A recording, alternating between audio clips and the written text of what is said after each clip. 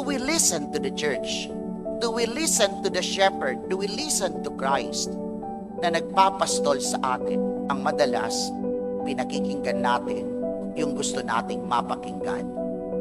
Pero yung ayaw nating pakinggan, ayaw ko niyan.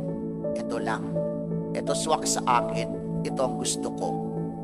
Kaya, ang ating pagsunod, ang ating pakikipag-ugnay sa ating Panginoon, sabi nga sa atin, parang cafeteria, parang buffet, parang karinderya.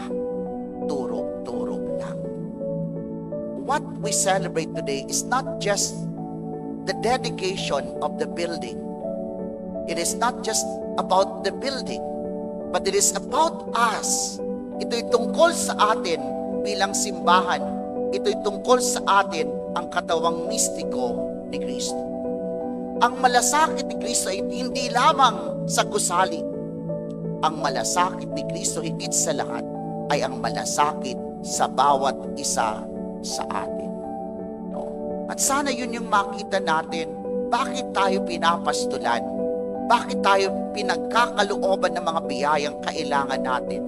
Sapagkat ganon na lamang ang malasakit ni Kristo sa atin.